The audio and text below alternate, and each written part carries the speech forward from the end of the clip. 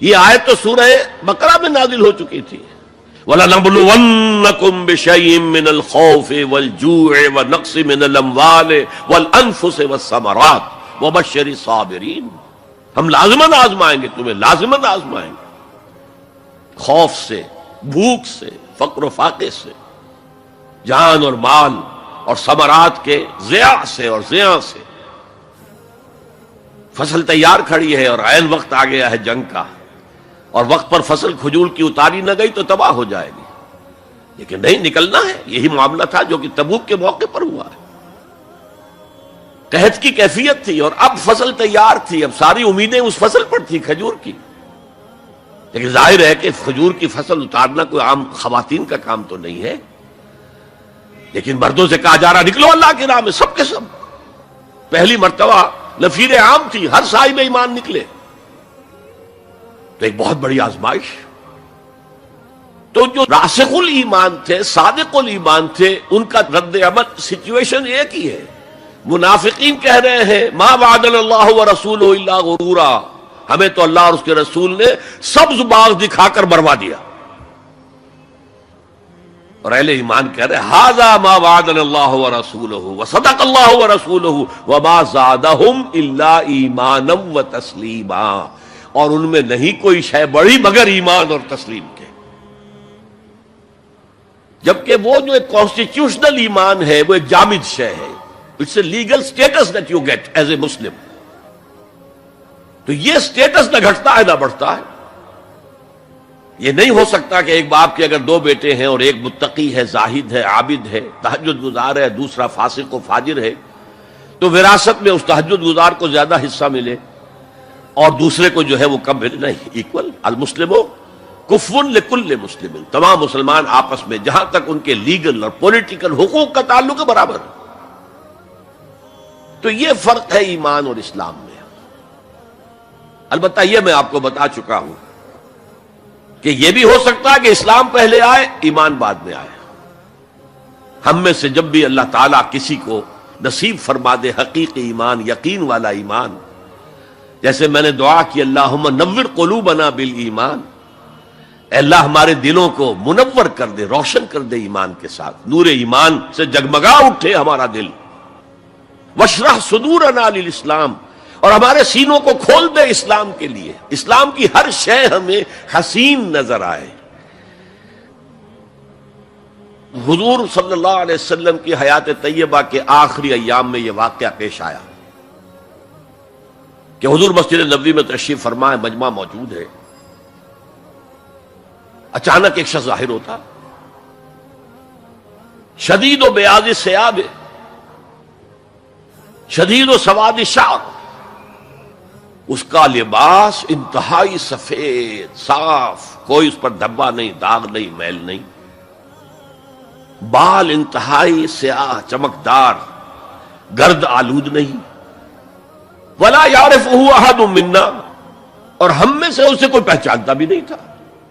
کسی بھی ریت سے، خاک سے بالکل آلودہ ہوئے بغیر بال ہیں، تو شاید یہ مدینے کا رہنے والا ہو. تو مدینے والوں میں سے کوئی تو ہوتا کہ جو اس کو جانتا پہچانتا، کوئی نہ کوئی تو گریٹ کرتا اس کو مجمع میں، آؤ آؤ ادھر آ جاؤ، میرے پاس آ جاؤ.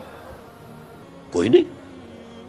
اور اگر براہ راست باہر سفر سے آ رہا ہے تو کچھ گرد آلود بال ہوتے، کچھ کپڑے میلے کچیلے ہوتے، تو لوگ حیران تھے. اور مزید یہ کہ اس نے سیدھا تیر کی طرح مجمع کو چیرتا ہوا حضور کے عین سامنے جا کر بیٹھ گیا. اب لوگ حیران ہیں، یہ ہے کون؟ اس کی یہ جرت، یہ جسارت. اور اس طرح دو زانو بیٹھا کہ حضور کے گھٹنوں کے ساتھ اپنے گھٹنے جوڑ دیے اور حضور کی رانوں پر اپنے دونوں ہاتھ رکھ دیے. اب سوال کیا، یا محمد اخبرنی عن الاسلام، اے محمد مجھے بتاؤ اسلام کیا ہے. حضور نے فرمایا وہی جو میں ابھی آپ کو حدیث سنا چکا ہوں، الاسلام ان تشہد اللہ الہ الا اللہ وان انا رسول اللہ وان تقیم الصلاۃ وتؤتی الزکاۃ وتصوم رمضان وتحج البیت ان استطعت الیہ سبیلا. پھر کہا اخبرنی عن الایمان، لیکن یہ کہ ان روایتوں میں بھی اس کو روایت کرنے والے بہت سے صحابہ ہیں. عبداللہ ابن عمر بھی ہیں، حضرت عمر خود بھی ہیں رضی اللہ تعالی عنہما، ابو ہریرہ بھی ہے، عبداللہ ابن مسعود بھی ہیں. چونکہ ایک مجمع میں واقعہ ہو رہا تھا نا، تو مجمع کے اندر تو بہت سے لوگ سن رہے ہیں. اگرچہ جیسے آج بھی ہوگا کہ میں جو بات کہہ رہا ہوں، آپ میں سے بہت سے حضرات میری ساری بات سن کر اگر کہیں جا کر رپورٹ کریں گے تو ان کی باتوں میں اختلاف ہو جائے گا. لہذا اس حدیث کی روایت میں اختلاف ہے. بعض روایت تو یہ ہے کہ پہلے پوچھا اخبرنی علی الایمان، پھر پوچھا اخبرنی علی الاسلام یا علی الاسلام. اور یہ جو حضرت عمر کی روایت ہے اس میں ہے سب سے پہلے آپ نے پوچھا اخبرنی عن الاسلام، پھر دوسرا سوال آیا اخبرنی عن الایمان. اچھا، اس کے بعد ایک دو سوال اور بھی کیے، میں تفصیل میں نہیں جا سکتا. پھر وہ شخص چلا گیا. حضور نے کہا ذرا اس کو بلانا واپس، تو دیکھا تو کہیں بھی نہیں، زمین کھا گئی، آسمان اچک کر لے گیا، اللہ جانے.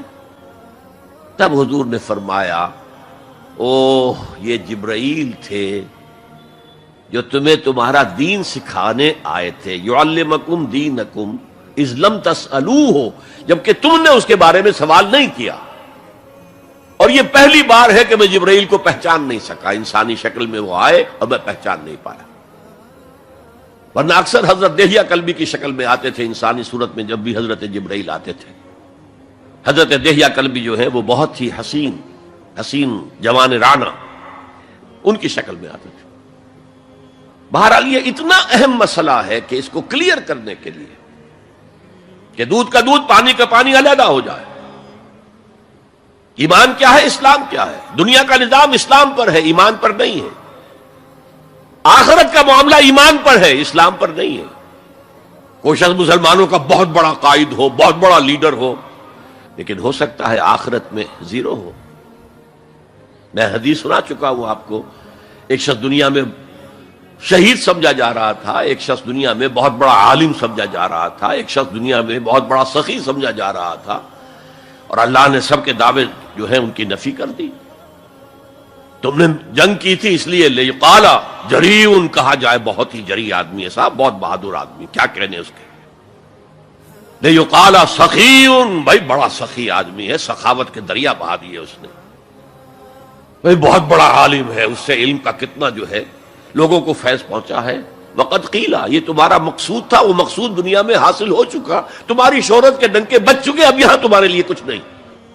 اور پھر اللہ حکم دے گا اور فرشتے منہ کے بل گھسیٹتے ہوئے اسے جہنم میں جھونک دیں گے. تو وہ اسلام وہاں کام نہیں آئے گا. بلکہ اسلام کیا، اسلام پر اتنی اضافی خوبیاں بھی کام نہیں آئیں گی اگر دل میں ایمان نہیں اور اس کے نتیجے پھر اسی پچ ہو گیا، پھر تشبیہ مصلا کی کرنا. اساں ظاہر نوں رب من آئے، باطن دا اللہ کی کرنا. اساں ظاہر نوں رب من آئے، باطن دا اللہ